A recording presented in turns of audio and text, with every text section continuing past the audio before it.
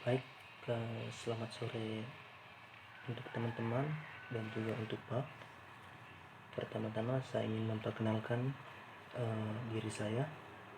Nama saya Americo Kalasan Manase, NIM 17 03 03 01 09, kelas C, jurusan Sosiologi, Fakultas Ilmu Sosial dan Politik, Universitas Nusa Tenggara Kupang. Baik, pada kesempatan ini, pada video kali ini saya ingin menjelaskan bagaimana korupsi dilihat dari perspektif antropologi atau ilmu antropologi. Baik, langsung saja ke pembahasannya. Sebelum kita mengetahui bagaimana perspektif antropologi mengenai korupsi, hal yang paling pertama yang perlu kita mengetahui terlebih dahulu yaitu apa itu sebenarnya korupsi dan antropologi itu sendiri. Yang pertama, menurut Bank Dunia 2002, Bank Dunia tahun 2002, korupsi dapat diartikan sebagai tindakan penyalahgunaan jabatan publik untuk keuntungan pribadi. Sedangkan menurut Undang-Undang Nomor 20 Tahun 2001, pengertian korupsi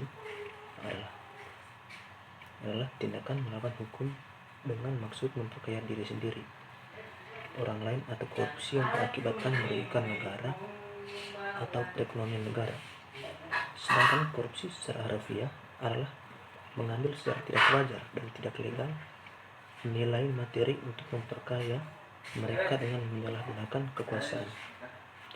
Persepsi tentang korupsi tergantung dari iklim atau wilayah hukumnya, karena pada dasarnya pada perbedaan antara yang dianggap korupsi atau tidak. Sebagai contoh, pendanaan partai politik yang legal di suatu tempat, namun ada juga yang tidak legal di tempat lain. Yang lebih jelas bahwa korupsi merupakan sebuah kegiatan kriminal yang senantiasa mencari peluang atas kelemahan sistem hukum yang terbangun dalam penata sosial, termasuk sistem kerugian. Dan jika melihat dari pengertian dari antropologi itu sendiri, dalam ilmu antropologi daya adalah seluruh sistem gagasan dan rasa, tindakan serta karya yang dihasilkan manusia dalam kehidupan bermasyarakat yang dijadikan miliknya dengan belajar. Kegiatan korupsi sangatlah beragam bentuknya. Ada yang dilakukan dalam sebuah instansi, baik itu lembaga negara maupun tidak. Bahkan yang sering terjadi pada perusahaan-perusahaan, baik itu perusahaan swasta maupun perusahaan yang berada di bawah naungan negara. Dan biasanya korupsi tidak pernah memandang apakah hal tersebut besar atau kecil, seperti halnya dalam dunia perusahaan, apakah itu perusahaan yang berskala kecil atau berskala besar. Kegiatan-kegiatan korupsi yang terjadi dalam dunia perusahaan sangatlah berjenis-jenis. Ada yang dilakukan oleh perorangan, ada yang dilakukan oleh kelompok maupun yang lain-lain. Dan cara-cara yang dilakukan oleh setiap aktor yang berperan dalam melakukan tindakan korupsi tersebut tentunya memiliki cara-caranya masing-masing untuk memuluskan rencana mereka, yaitu melakukan tindakan korupsi. Bahkan ada yang dilakukan dengan cara yang brutal sekalipun, seperti beberapa insiden yang terjadi berkaitan dengan hal tersebut, seperti penipuan dramatis dan skandal korupsi yang mengguncang perusahaan Amerika pada akhir tahun 2001 setelah runtuhnya perusahaan energi Amerika Serikat Enron.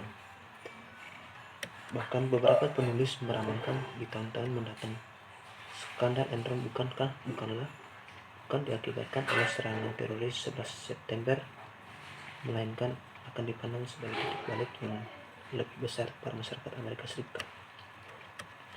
Merujuk dari arti korupsi yang berarti yaitu penyalahgunaan uang negara untuk kepentingan pribadi atau orang lain. Dengan demikian, korupsi adalah suatu tindakan yang tidak terpuji dan sangat merugikan suatu bangsa.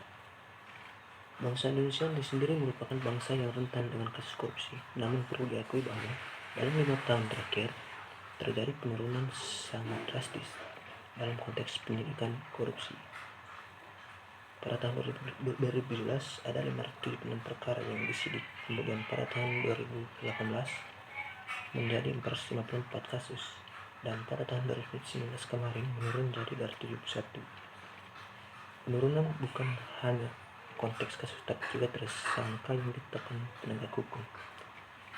Setidaknya begitulah yang dikatakan oleh peneliti ICW Wana Alamsyah di kantor ICW Jakarta Selasa 18/2/2020.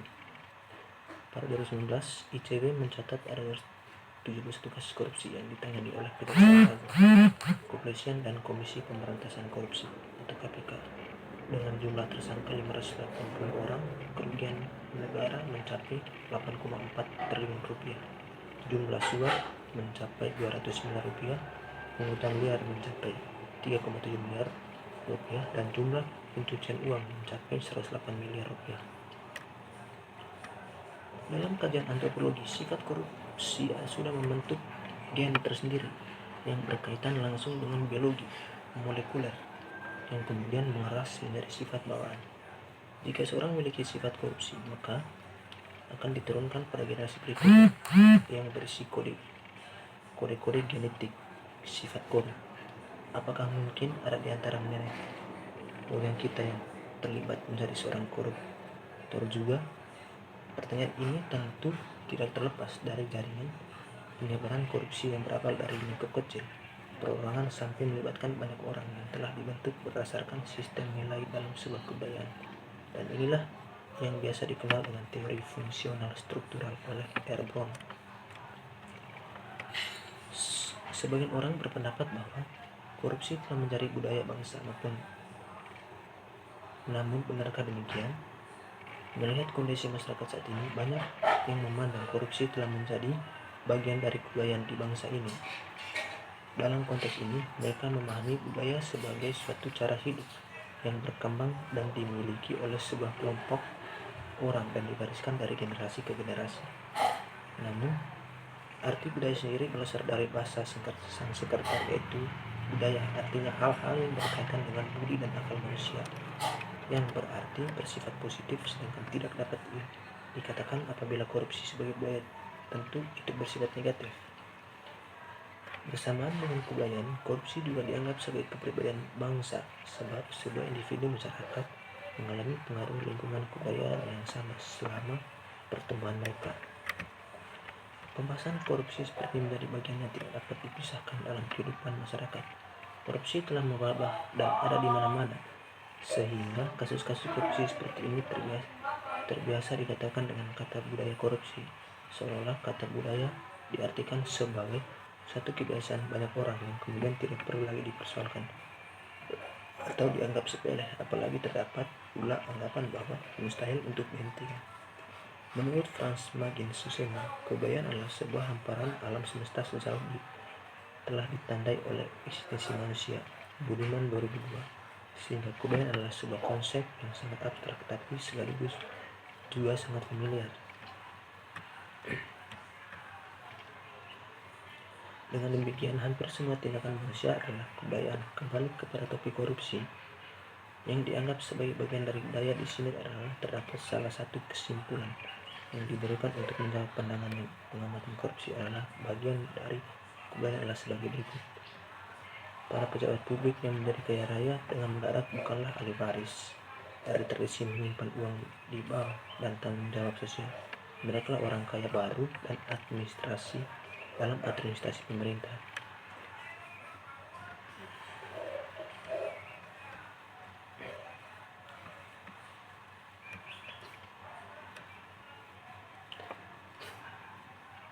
Menurut mantan Wakil Ketua KPK Bambang Wijayanto mengungkapkan bahwa kondisi rakyat dan bangsa sangat memprihatinkan. Korupsi menjadi salah satu yang menjadi alasannya, yaitu korupsi menjadi salah satu penyebab utama. Keluarga dan lingkungan menjadi kontributor utama atas pembentukan sikap, perilaku, dan karakter koruptif yang akhirnya menjadi budaya yang koruptif. Bambang menjelaskan ada 3 jenis korupsi yang biasa dilakukan oleh koruptor. Yang pertama, korupsi terpaksa dilakukan untuk memenuhi kebutuhan hidupnya sehari-hari yang tidak tercukupi oleh gajinya yang rendah. Yang kedua, korupsi memaksa dilakukan karena adanya sifat keserakahan untuk bisa hidup secara berlebihan. Dan yang ketiga, korupsi dipaksa dilakukan karena adanya pertemuan antara niat dan kesempatan dan tercipta karena kelemahan sistem dan peraturan. Dari sudut antropologi memandang masalah korupsi melalui 3 perspektif, yaitu pertama, perspektif negara patrimonial. Dalam situasi suatu negara, korupsi muncul karena para pemimpin dan elit menguasai mengendalikan sumber daya ekonomi politik. Dalam perspektif ini, terdapat hubungan patron-klien yang tidak setara antara birokrat, lembaga legislatif, dan pengusaha. Relasi kuasa patron-klien inilah yang terjadi di Indonesia. DPR berperan sebagai patron bagi pengusaha dan birokrat yang menjadi klien mereka. Relasi yang terbangun di antara mereka adalah relasi kepentingan masing-masing yang saling menguntungkan. Yang kedua, perspektif teori give exchange. Pandangan ini merujuk pada masyarakat primitif, di mana relasi sosial antara individu sangat dekat. Interaksi dalam masyarakat terjadi secara langsung atau face to face yang tercermin melalui kebiasaan bertukar hadiah. Teori ini dikemukakan oleh ahli antropologi Prancis Marcel Mauss dalam The Gift 1954. Sebenarnya kebiasaan bertukar hadiah merupakan bentuk relasi sosial yang harmonis di masyarakat. Pemberian hadiah merupakan bentuk penghormatan antara mereka dan satu yang lain. Namun, pada praktik korupsi Indonesia, praktik saling bertukar hadiah menjadi alat untuk memperlancar kepentingan, misalnya untuk memperlancar proyek tertentu. Sehingga dalam kaitan dengan yang telah disebutkan di atas, jelas masyarakat modern telah menyelewengkan makna sosial bertukar hadiah yang merupakan kearifan masyarakat primitif. Dan yang ketiga, perspektif relativisme kultural. Teori ini yang menyebutkan bahwa praktek korupsi kembali pada nilai-nilai budaya yang berlaku di masyarakat mengacu pada perspektif ini. Korupsi ini merupakan konsep modern dan muncul dalam wacana modernitas, sehingga pengertian korupsi akan berbeda menurut konteks budaya setiap masyarakat. Wacana modernitas memberikan pengertian pada korupsi sebagai penyalahgunaan jabatan dan wewenang untuk kepentingan pribadi atau keuntungan ekonomis. Terima kasih. Itu saja yang saya jelaskan di sini. Atas waktu dan kesempatannya, saya mengucapkan terima kasih.